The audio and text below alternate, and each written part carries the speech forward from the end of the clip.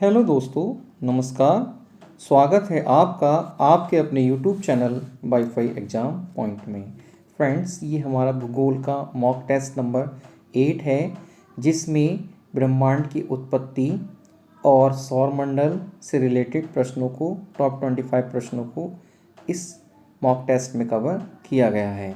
तो चलिए दोस्तों, देखते हैं पहला प्रश्न। फ्रेंड्स, अगर आप हमारे चैनल पर पहली बार आए हैं तो आप हमारे चैनल को सब्सक्राइब कर लें और बेल के बटन को प्रेस करके और वाले बटन को क्लिक कर दें, जिससे हमारी आने वाली सभी वीडियो की नोटिफिकेशन आपको सबसे पहले मिल सके। तो चलिए दोस्तों, देखते हैं पहला प्रश्न। पहला प्रश्न है दोस्तों कि महाविस्फोट का सिद्धांत निम्नलिखित में से किससे संबंधित है। इसका आंसर होगा ब्रह्मांड की उत्पत्ति। बी आंसर इसका सही होगा, ब्रह्मांड की उत्पत्ति। और इस सिद्धांत के जो प्रतिपादक थे वह जॉर्ज लेमेंतर महोदय जी थे। नेक्स्ट प्रश्न है प्रश्न नंबर 2।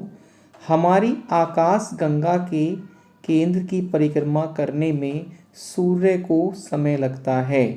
कितना समय लगता है? तो फ्रेंड्स, इसमें लगता है 25 करोड़ वर्ष, यानी इसमें 25 करोड़ वर्ष, यानी सी आंसर होगा। लगभग इसमें 23 करोड़ वर्ष लगते हैं, लेकिन यहाँ पर नहीं है, तो इसलिए 25 करोड़ वर्ष। नेक्स्ट है तीसरा नंबर कि बिग बैंग सिद्धांत निम्नलिखित के उद्भव की व्याख्या करता है, यानी किसकी व्याख्या करता है बिग बैंग थ्योरी। तो ये ब्रह्मांड की उत्पत्ति के सिद्धांत से संबंधित है, जिसके की प्रतिपादक थे हमारे महोदय जॉर्ज लेमेंतर जी। नेक्स्ट है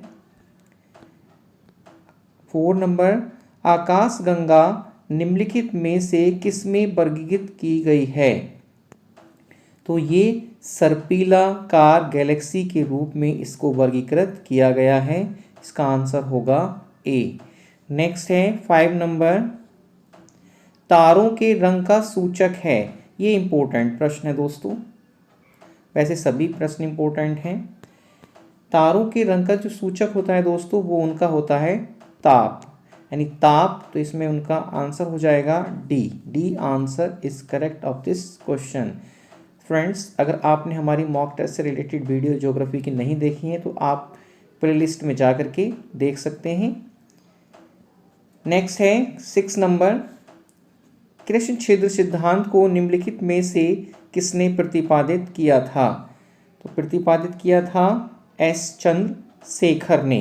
इसका सी आंसर सही होगा, एस चंद्रशेखर महोदय जी ने कृष्ण छिद्र सिद्धांत का प्रतिपादन किया था। 7वां नंबर है, वह सीमा जिसके बाहर तारे आंतरिक मृत्यु से ग्रसित होते हैं, वह घटना क्या कहलाती है। तो ये चंद्रशेखर सीमा, इसको क्या बोलते हैं? चंद्रशेखर सीमा। नेक्स्ट है सुपरनोवा क्या है। तो सुपरनोवा क्या है फ्रेंड्स? ये एक मृतप्राय तारा इसको कहा जाता है। इसका आंसर होगा डी। नेक्स्ट है 9 नंबर, एक निश्चित आकृति में व्यवस्थित तारों का समूह क्या कहलाता है। तो फ्रेंड्स, इसको नक्षत्र कहते हैं। एक खगोल शास्त्र में आकाश में दिखने वाले जो कुछ लगभग बराबर के जो चमकीले तारों का जो एक ऐसा निश्चित समूह होता है और वो एक आकृति में व्यवस्थित होते हैं, उनको नक्षत्र कहते हैं। तो इसका आंसर होगा बी। बी आंसर सही है इस क्वेश्चन का। नेक्स्ट है 10 नंबर, तारों के मध्य दूरी ज्ञात करने की इकाई है। फ्रेंड्स, तारों के मध्य दूरी ज्ञात करने की इकाई है प्रकाश वर्ष। डी आंसर इसका सही होगा।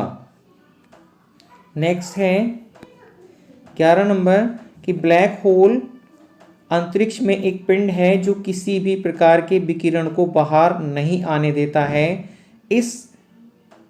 इनका कारण है या इसका कारण क्या है।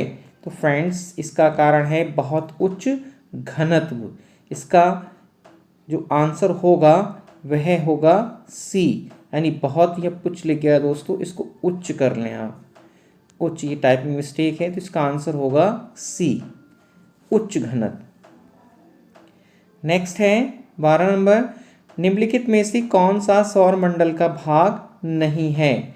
तो निहारिका सौर मंडल का भाग नहीं है, तो इसका आंसर हो जाएगा डी। नेक्स्ट है ये किसने सर्वप्रथम प्रतिपादित किया कि सूर्य हमारे सौर मंडल का केंद्र है और पृथ्वी उसकी परिक्रमा करती है? तो कॉपरनिकस महोदय ने ये प्रतिपादित किया था और इसका आंसर होगा डी। और ये 1584 में एक उनकी हस्त पुस्तिका लिखी हुई थी, लिटिल कमेंट्री, जिसमें उन्होंने इस सिद्धांत का प्रतिपादन किया था। नेक्स्ट है 14 नंबर, सूर्य से दूरी के क्रम में निम्नलिखित में से कौन से दो ग्रह मंगल और यूरेनस के बीच में हैं? तो इसका आंसर होगा मंगल और बृहस्पति, यूरेनस के बीच में बृहस्पति और शनि। बृहस्पति सौर मंडल का सबसे बड़ा ग्रह है और जिसमें बलय पाए जाते हैं वह शनि है।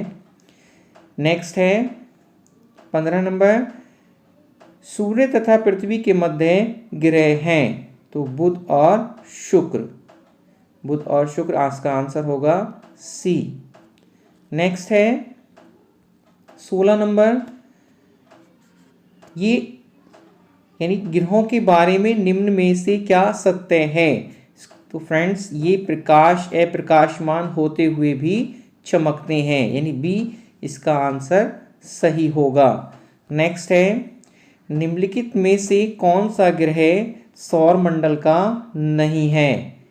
बुध, फ्लोरिडा, शुक्र, शनि।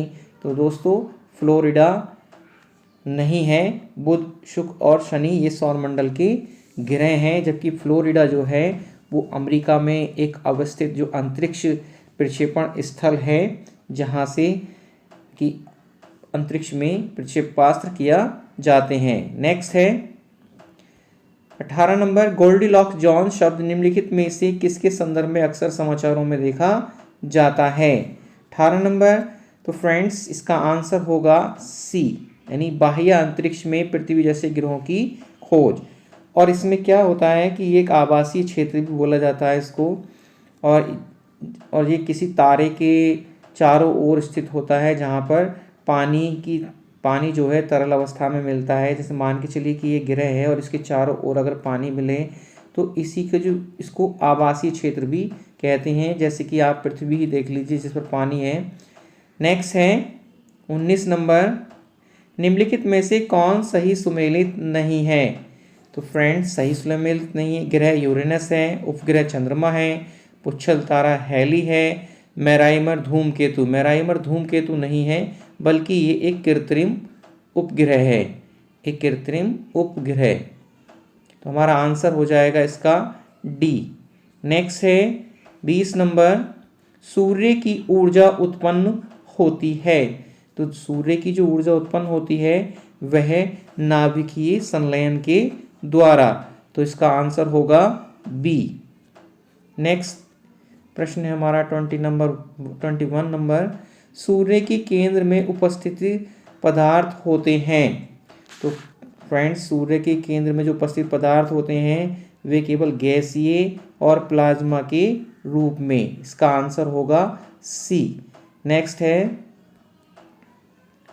प्रश्न नंबर 22, एक खगोलीय एकक औसत दूरी है? तो खगोलीय एकक जो दूरी होती है वह किसके बीच में होती है? तो इसका आंसर होगा दोस्तों ए, यानी पृथ्वी और सूर्य के बीच में।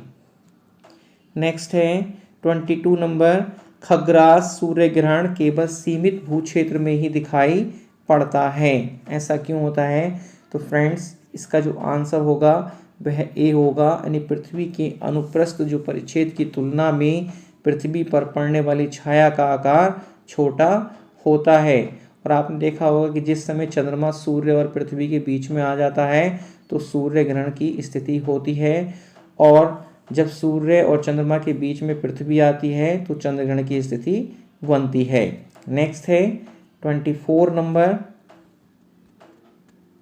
कि सूर्य का प्रभामंडल प्रकाश के अपवर्तन से उत्पन्न होता है। इसका आंसर होगा सी, पक्षाभ मेघों के हिम स्फटिकों से। क्योंकि क्या होता है दोस्तों कि जो हमारा सूर्य दिखता है उसमें प्रभामंडल के रूप में चंद्रमा और सूर्य के चारों ओर जो पक्षाभ एवं पक्षाभ स्तरीय बादलों के जो प्रतिबिंब बने होते हैं ना, और वो सफ़ेद रंग के छल्ले से उनके चारों ओर दिखते हैं, वही कहलाते हैं उनका प्रभामंडल। मान के चलिए कि ये सूर्य है और इसके चारों ओर कपासी बादल से पाए जाते हैं, तो इसको सूर्य का प्रभामंडल कहा जाता है। नेक्स्ट है 25 नंबर और अंतिम प्रश्न इस वीडियो का, निम्नलिखित में से कौन सा ग्रह सबसे कम समय में सूर्य का चक्कर लगाता है? तो फ्रेंड्स बुध है, जो कि 88 दिन में सूर्य का चक्कर लगाता है। तो फ्रेंड्स ये थे ज्योग्राफी के ब्रह्मांड और सौरमंडल से संबंधित टॉप 25 प्रश्न। मुझे उम्मीद है कि ये प्रश्न आपको बहुत अच्छे और आपकी परीक्षा से बहुत महत्वपूर्ण है, और आप इनको जरूर नोट डाउन कर लें और आप इन प्रश्नों के उत्तर स्वयं कमेंट में भी दें। और अगर आपने हमारी वीडियो मॉक टेस्ट से रिलेटेड नहीं देखी हैं तो आप प्लेलिस्ट में जा कर के, या आप इसकी वीडियो के डिस्क्रिप्शन बॉक्स में उसका लिंक दिए गए हैं, आप वहां से जा कर के भी उनको देख सकते हैं, और हमारे टेलीग्राम चैनल को भी ज्वाइन कर सकते हैं। आप टेलीग्राम पर जाकर वाईफाई एग्जाम पॉइंट सर्च करेंगे तो आपको हमारा चैनल मिल जाएगा, या उसका लिंक डिस्क्रिप्शन बॉक्स में भी दिया गया, आप यहाँ से भी ज्वाइन कर सकते हैं। फ्रेंड्स वीडियो देखने के लिए बहुत बहुत धन्यवाद। मिलते हैं ऐसे ही नेक्स्ट वीडियो में, तब तक के लिए जय हिंद।